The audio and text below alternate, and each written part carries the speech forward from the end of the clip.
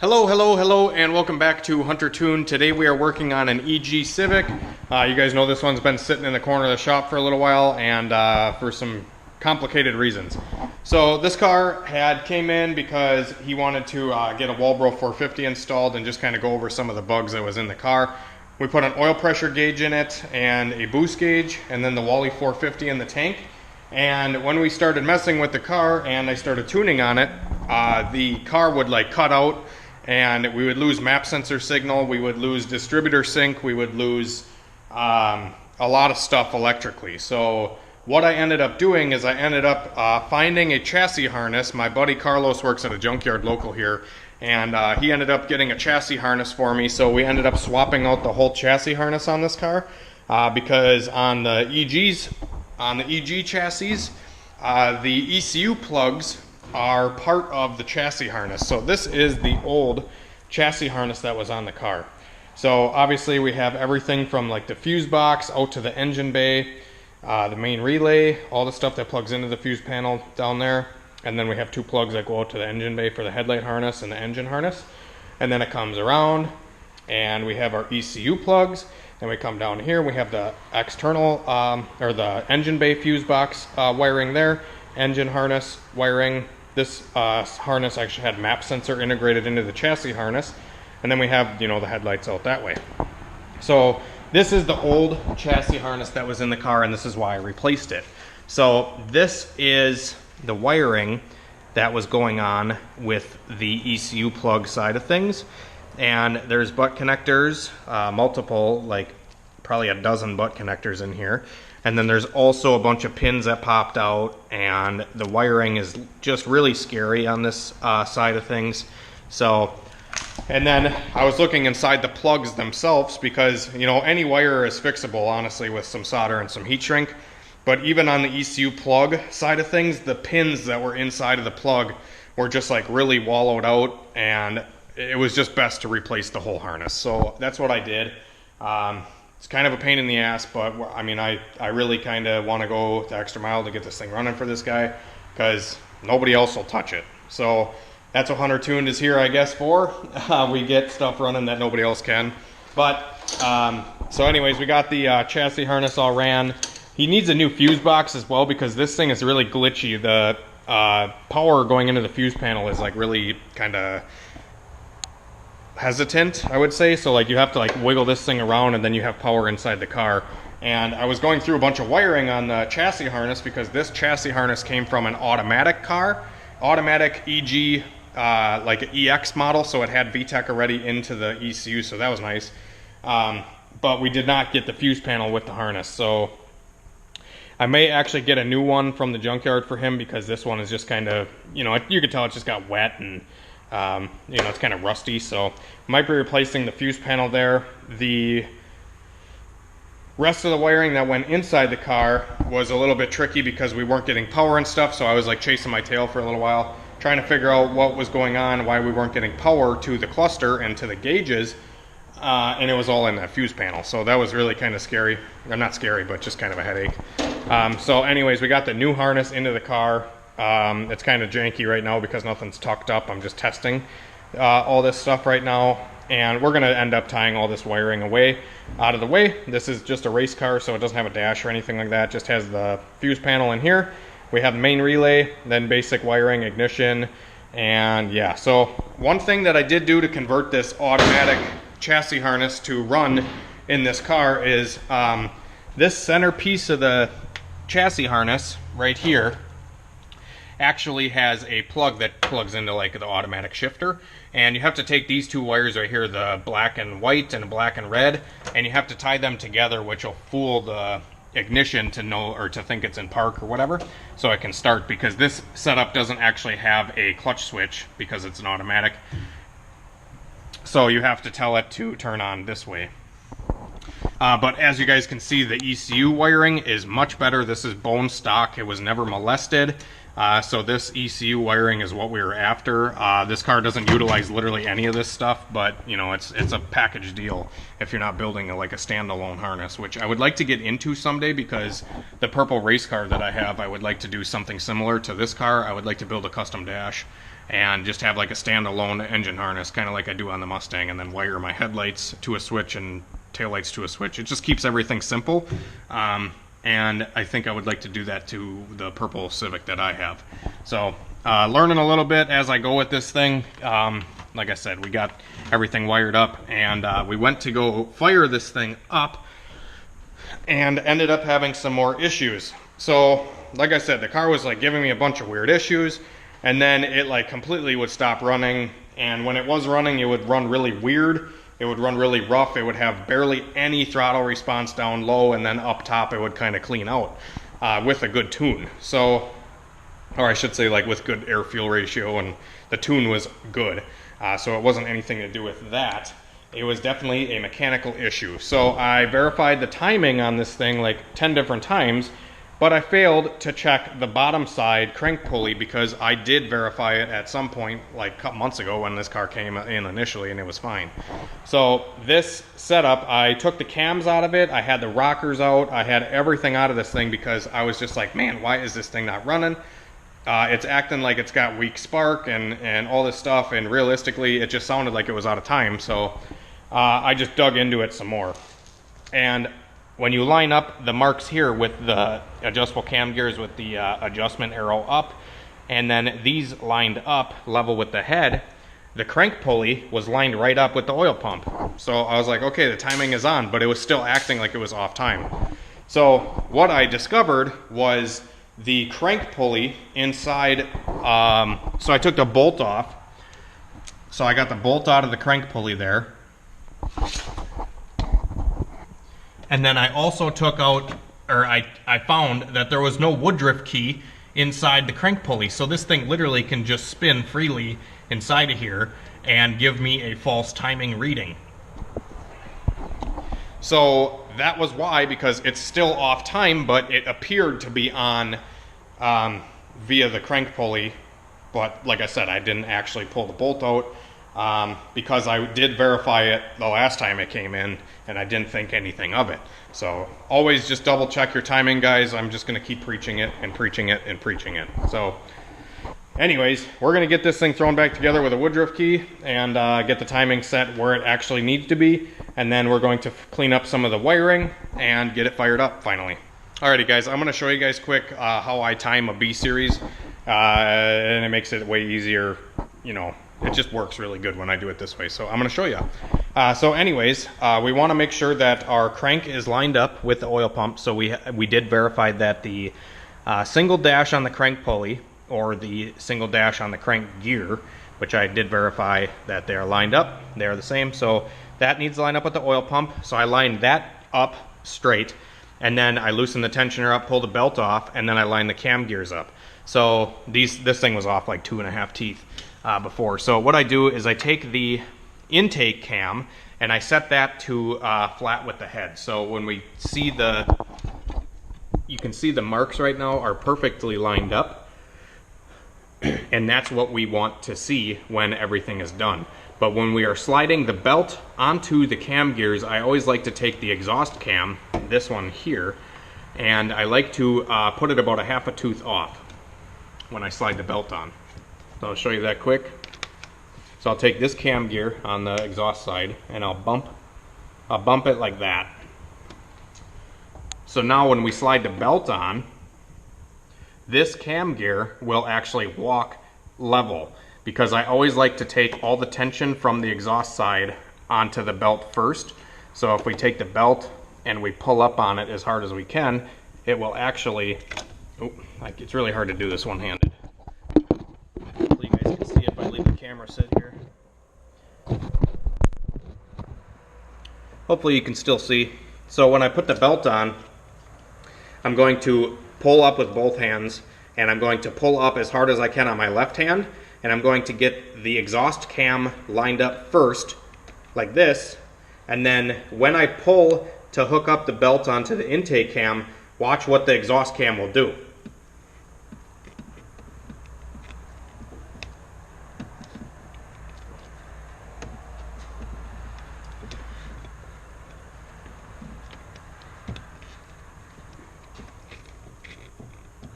So there we go. As you guys can see, when I slid the belt onto the gears, they lined back up straight.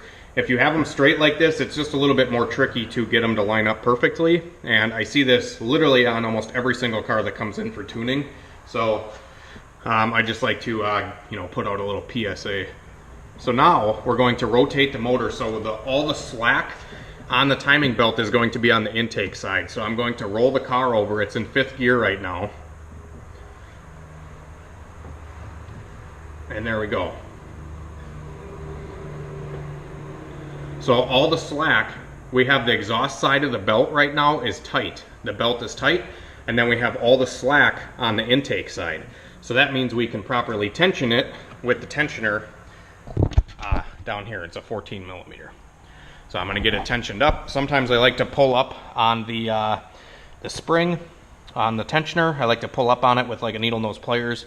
Or like a pick or a flathead or something like that to get a little bit more tension on the belt, because these springs, they're just old and they don't really pull up enough tension for me to really enjoy how tight the belt is. I'd rather have them a little tighter than a little looser. So good rule of thumb, when the timing belt is completely done, you want to be able to take the belt and just twist it halfway around on each side, and that's usually a good indicator. But you want to make sure that it's a tight, you can't like do it super easily. You want to be able to like barely get a half a turn out of it, kind of thing. Alrighty guys, so we got the Civic buttoned up for the most part. Got the timing figured out. I showed you guys that. We had to switch the wideband to a different spot on his downpipe, because the old sensor pickup was actually on the top of the downpipe, which is like right at the edge of the downpipe.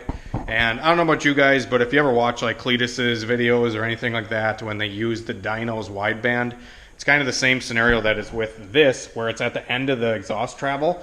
It just reads a lot of oxygen from the outside air because it's so close to the end of the pipe.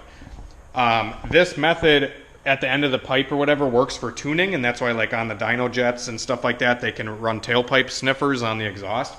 But they normally only pick up air fuel readings when there is a lot of exhaust energy, like a lot of exhaust pressure coming out of the pipe. So at higher RPM, the wideband will read right, but not like idle and cruising when there's not a lot of exhaust energy in the exhaust.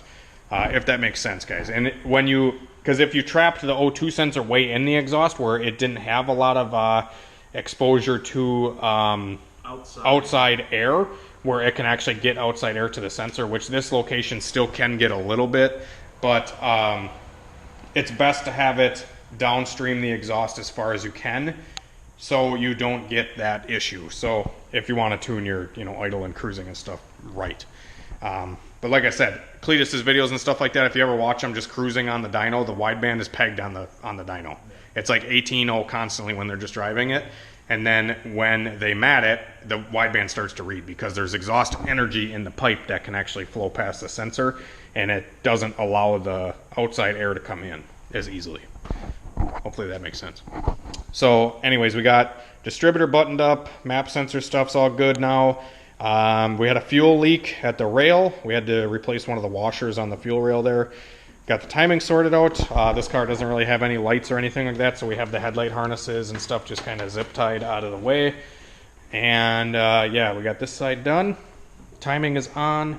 And then we hooked up into the ECU. This car is tuning on chrome, and I'm going to show you some stuff there quick, but I got the cluster all tight down onto here, because before, when you drop this car off, the cluster was literally like flopping, and you couldn't even, it would just like fall over and stuff like that. So I just zip tied the cluster to the factory, dash bar thing here. Like I said, guys, this is a race car, so it's not like it needs a whole lot of like, fancy stuff. We just zip tied the boost gauge onto the cluster here. We got an oil pressure gauge up here that the light keeps popping out of, but whatever. And then we got the wideband over there, so I can easily see that while tuning. But yeah, other than that, we did have to make this automatic chassis harness work by tying those two wires together I was telling you earlier. And yeah, so we got the ECU plugged back in, and we just kind of went through the tune on this thing. And like I said before, it had kind of a weird map sensor situation where the map was reading different from what the car was actually running. So I had the map kind of tricked, like I did on Christian's car the other day. I kind of had the map sensor tricked. So the map wasn't really like you know, 10 pounds of boost was really like 0 pounds, and 0 pounds was 10 pounds. You know what I mean? 0 was 10 inches of vacuum kind of thing.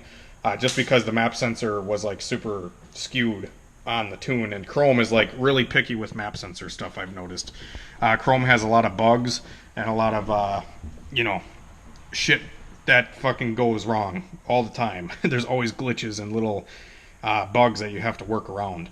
So that's why it's always nice for like people that come in with Honda stuff. It's really nice. But people on a budget, dude, Chrome works fucking great. I still think Chrome works fucking good enough to this day. I still think it's fine. You know, you just got to know your way in and out of it, and know the bugs. But anyway, so yeah, like I said, we'll just run through this thing quick. We just went to options here, got the rev limiters all set up. We have a lot of idle air duty cycle in this tune because the fucking bugs out here are getting me. We have a lot of idle duty in this tune because the throttle body needs to be set a little higher, but it runs really good as is right here, so I might not touch it. We'll see kind of how it runs when we start tuning on it. But we just use the RC750 dead times. It's usually what we use for the decapped injectors. This car is running a set of decapped HunterTuned injectors. Cranking fuel trim, we have a little bit into it because it has the 85, so you usually need a little bit more cranking pulse width when you're running ethanol, because sometimes when it's cold or whatever, it'll take a couple tries to start. That's why you have to add cranking pulse width or cranking percentage into the tune so it fires up at, you know, just breathing on the key. And then we bypass some trouble codes here. This is Chrome Gold, by the way, guys. This is like the dealer version or whatever like that. I run version 1.5, which is one of the oldest Chrome versions, but has the least amount of bugs. A lot of the newer Chrome versions have like fucking rev limiters that don't work and a bunch of other weird shit. So I usually always use Chrome 1.5, and I don't have issues. It'll lock your rev limiter at like $2,000. Yeah, throws your shit in limp mode. Map sensor we did. Table properties is another thing on Chrome Gold that you guys have to mess with. Is when you add boost to the tune, you have to add columns and rows to the setup. So like if you want more boost columns, like we have a lot of resolution on this map right now because I added columns to the tune. So we have more window to play with on the fuel map here. And usually when you change those table numbers, so like the columns and the rows, if you change those numbers, it will prompt you with like, hey, do you want to, you altered the tables, do you want us to leave the tables alone? Do you want to do even distribution on the rows and columns, because they will automatically do that? Or do you want to set a certain increment for the columns and rows? You can also tell it to do that as well. But I usually just do like, you know, even distribution, and it works out good for me. So yeah, we'll fire this thing up here.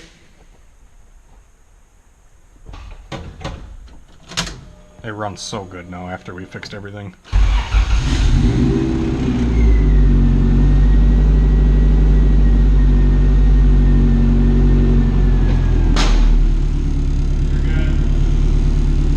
Christian's water bottle fell. Yeah, this thing's just chilling. Idle's good. 1000cc injectors, Wally 450, and a E85 tune. Super snappy.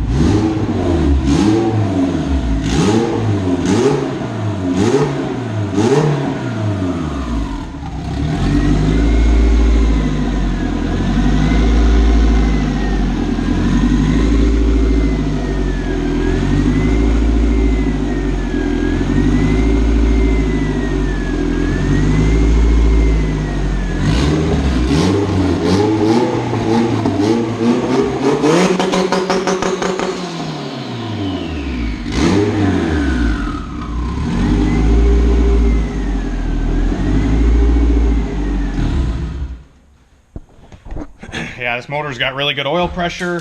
It's ready to tune finally. So tomorrow we're going to be tuning this thing, hopefully making some good power. So yeah, that's just a couple things that I like to verify before I tune stuff. Is we got good oil pressure, we got good coolant temp and all that kind of stuff, and we're not overheating. And yeah, So everything seems to be all right. We're gonna be moving on. Hopefully getting this thing out of the shop. No offense, Omar, but I want this thing going. It's been here for a while and we've been waiting on parts and whatever like that. So I just want to take a break, get some of my other stuff done, and I got a bunch of other customers that are like waiting to come in the shop. So thanks for all the support, guys. I really appreciate it. And thanks for watching the video. Be sure to like, comment, subscribe, and have a great night and a better tomorrow. That bug zapper is going nuts. Oh yeah.